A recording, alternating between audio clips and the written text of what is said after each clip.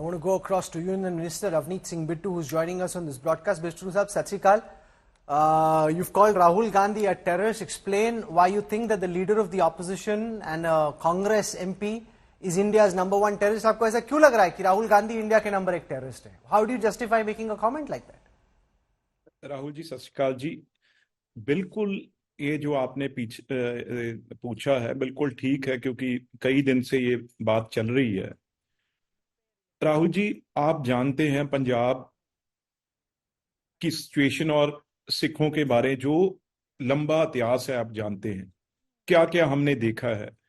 अब जब राहुल गांधी जी ने अमेरिका में ये बोला जाके भी, एक सिख किसी जो प्रेस वाला था उनको खड़ा करके भी, आप बताइए देश में, हिंदुस्तान में, इंडिया में, भारत में, बताइए कड़ा डालना अलाउड है, पगड़ी बांधना अलाउड है, जहां गुरुद्वारा जाना अलाउड है? ये 3 क्वेश्चंस उन्होंने उनसे किए और मैं 2 दिन बिल्कुल सुन के चुप रहा।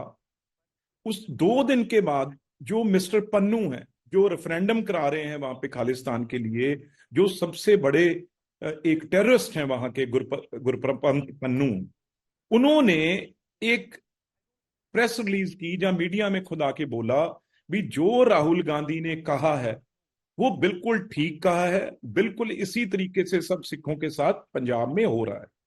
तो उसके बाद जब किसी कांग्रेस ने, चाहे खड़गे साहब हो, चाहे कांग्रेस के स्पोक्स पर्सन है, चाहे राहुल गांधी, इन्होंने उससे अपने आप को अलग नहीं किया।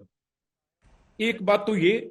उसके बाद मेरे माइंड में, जब मैं भागलपुर में था तो मुझे वहां पे कुछ सिख मिले, भाई जी ये हमारे साथ ऐसा क्यों बोला जा रहा है, हमारे बच्चे हमारे को क्वेश्चन कर रहे हैं, हमारे बाहर जो पंजाब से बाहर हैं भी, हम कहाँ पे कड़ा नहीं डाल सकते, कहाँ पगड़ी नहीं बांध सकते। मैं भागलपुर में था उस दिन जब मैंने बयान दिया, तो मैंने कहा भी ये तो दोबारा जो इंदिरा गांधी जी के टाइम में बहुत बड़ा एक मैसेकर हुआ, गोल्डन टेम्पल पे अटैक हुआ, वो सब जानते हैं। उसके बाद राजीव गांधी जी की दौरान सिखों को जैसे बड़ा पेड़ गिरता है तो धरती कांपती है, उस दौरान हुआ। तो पंजाब में भी जो टेररिज्म आया उसके पीछे तो पॉलिटिक्स ही थी ना sir.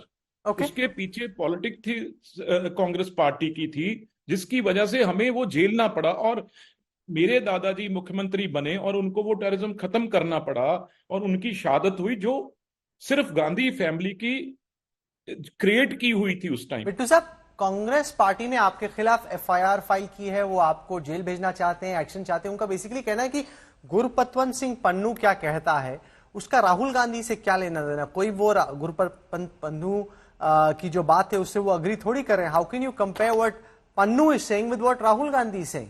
Pannu is an extremist, is a terrorist, is a known person who hates India. Rahul Gandhi ji, जहां खड़गे साहब, जहां कोई पंजाब का कांग्रेस पार्टी का लीडर एक किसी कांग्रेस के वर्कर को ही सामने लेके आए भी, भाई सिखों के साथ देश में, जहां सर मैं मीडिया पे ओपन में चैलेंज करता हूं, कोई भी एक सिख को ले आए देश में जो कहे मुझे कड़ा डालना बैन है, मुझे पगड़ी बांधनी बैन है, मुझे गुरुद्वारा जाना बैन है, तो आप ये बताइए राहुल गांधी साहब ने जो एलओपी हैं, मैं पॉलिटिकल आदमी तौर पे बोल रहा हूं, ना मैं मंत्री की तौर पे, ना बीजेपी की तौर पे, मैं एक सिख और पंजाबी की मेरी पीड़ा है। अगर ये बयान उन्होंने क्यों दिया, आप देखिए भी सिखों को जब ये कोई इशू ही नहीं है, उन्होंने अमेरिका में जाके ये बयान दे दिया, उसका मतलब क्या हुआ जी? कहीं ना कहीं वो सिखों को ट्रिगर करना चाहते हैं। ओबीसी कह के कुछ नहीं हुआ, मुसलमान कह के कुछ नहीं हुआ, अब उन्होंने देखा भी और कोई नहीं, ये एक बहुत जो है भावुक कौम है और इसको अब ट्रिगर करो भी, आपको पगड़ी नहीं बांधने दी जाती। तो जो आदमी ये चीज एक देश को बांटने की बात करे, मेरा मतलब टेररिस्ट का आप समझे, टेररिस्ट तो उसकी लाइफ कुछ आदमी मारने के बाद उसका एनकाउंटर हो जाता है, जो पकड़ा जाता है। जो ये इस लेवल के लीडर एलओपी एक बात जो अपने मुंह से कोई आवाज निकालेंगे तो उसका इंपैक्ट कितना पड़ा होगा जी।